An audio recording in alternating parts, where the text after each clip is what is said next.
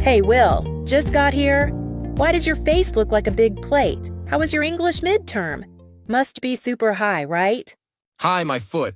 I'm serious. I hate English so much. Huh? Why, man? I thought you just studied a bit to pass the subject, but you hate it that much? Tell me what happened. Think about it. I learn English, and all I see is go camping, go surfing, order steak medium rare.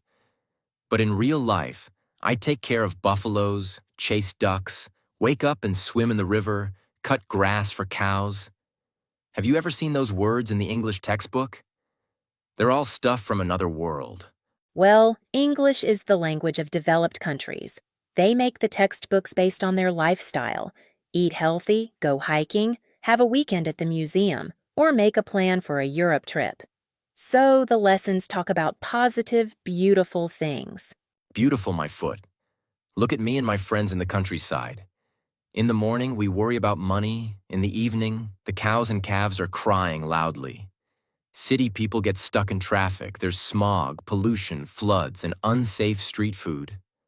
That's the real tough life we live? But do English textbooks ever teach those words? Well, they want to show better things. Also, English is a global language, not just for one group of people. Global? It feels so far away from me.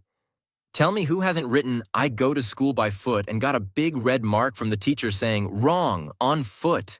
It's so annoying. Yeah, that's because we think using our own grammar, not English grammar.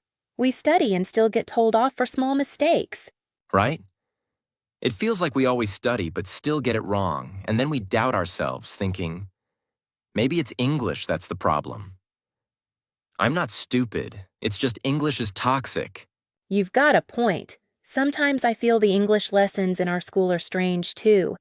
We study for 12 years, but it's all for multiple choice tests, like A, B, C, D. We don't even really speak. Exactly. So students see English as an enemy, not a language for talking.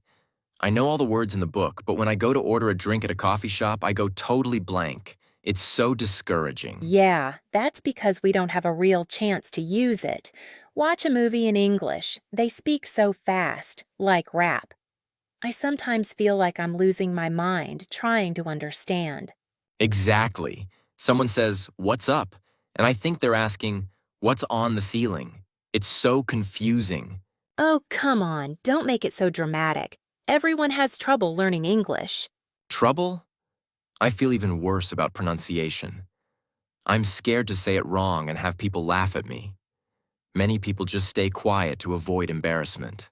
I get it. Sometimes I'm scared too, afraid I pronounce it wrong. Yeah, the moment you speak, someone asks, "What's your IELTS score?" Like if you don't sound perfect, you shouldn't be learning. So much pressure.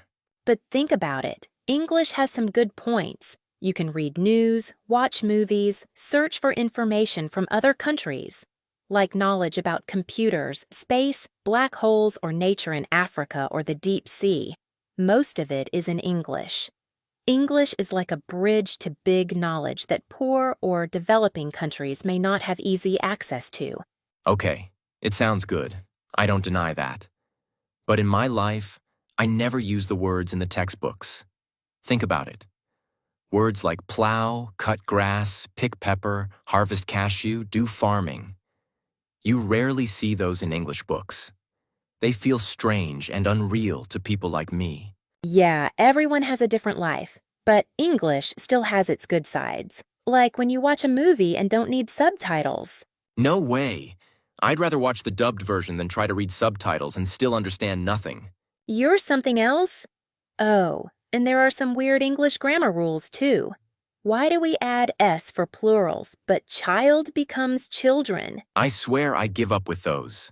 And words that look the same but sound different. Read now is ride, but read past is read.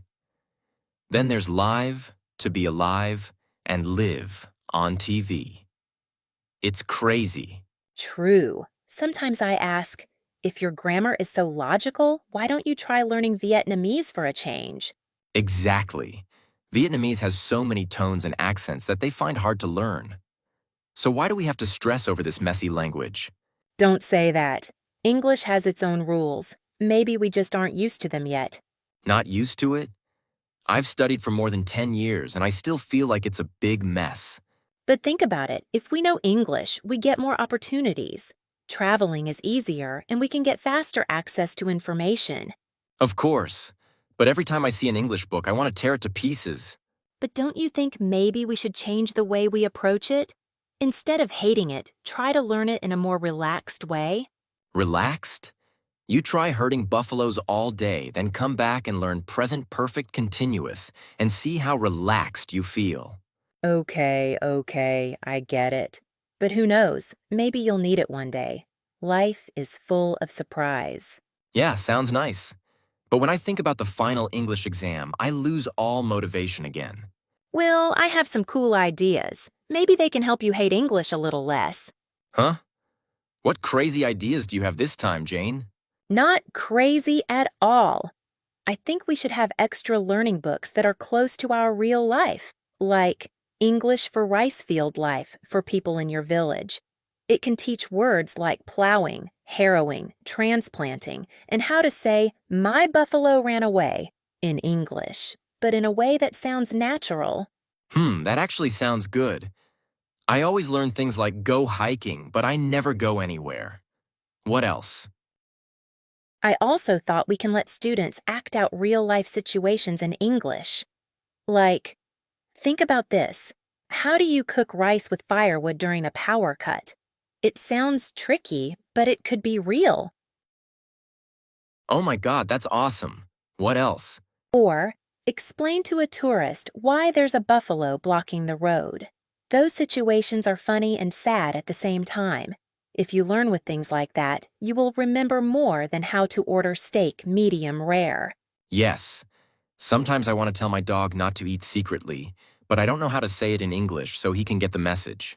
And the most important thing is this. We should keep making small dialogue scripts like the one we're acting now, Will and Jane. We learn and laugh, and it's closely related to our life. Learn with awkward situations or hot drama on social media. I really like it. I'm so tired of the boring lessons in the book. They make me feel depressed. Like there's that drama, Tuesday I go to work. We can make an English dialogue about that and it will go viral. Exactly! We can also integrate English idioms and proverbs that have the same meaning as our Vietnamese ones. Like, if you keep grinding iron, one day it becomes a needle. It means if you work hard and don't give up, you will succeed. Even something very hard can change with time and effort. How do we say that in English but make it sound real? That one is hard. But if someone explains it clearly, maybe I can understand it. That's what I mean. Learning English doesn't have to be high level or fancy. The important thing is that it's familiar, practical, and makes us feel motivated to learn. I think you're right, Jane.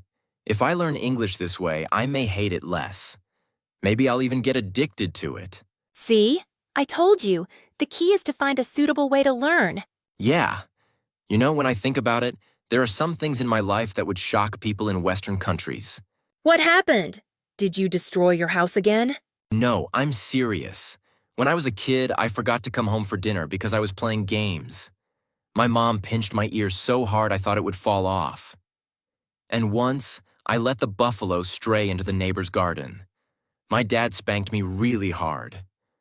Do you think things like that are in English textbooks? For sure, no. Oh, wow, that sounds violent.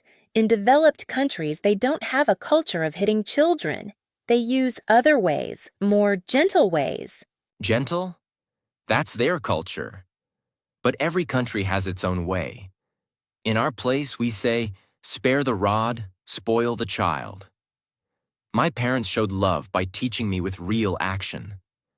Why can't English lessons show that too? Like, my mom pinched my ear so hard because I was late for dinner. Or, my dad spanked me for letting the buffalo stray into the neighbor's garden. That's real life. I get what you mean, but those things are a bit sensitive. What do you mean by sensitive? I mean, they are topics that can make people feel sad or angry. Some people don't want to talk about them. Okay, but that's still my life. And the words like pinch, spank, stray, they are closer to me than attend a concert or go sailing. Yeah, maybe we should have more points of view in English lessons. Not just things from rich countries, but also from different lives, like yours. Exactly. Why learn English that's like walking on clouds? It should be real, like the ground we live on. I think if we had examples like yours, students in the countryside would feel English is not far away. Like, oh, I can say my dad hit me in English too. Right? English doesn't have to be boring. If we add some flavor from our real life, it becomes more fun and down to earth. What do you mean by down to earth? I mean things that are real, not like something from a movie. I agree with you, Will. English lessons should match the real life and culture of the learners. I hope the people who make textbooks can think like you, Jane. If not, I'll go crazy. Don't worry. Maybe in the future things will change. For now, drink your coffee and let's take it easy. And remember, English is not the enemy. The real enemy is boring lessons. Okay, cheers. I hope I won't have nightmares about English again. But if I do, I'll write a horror book and become rich.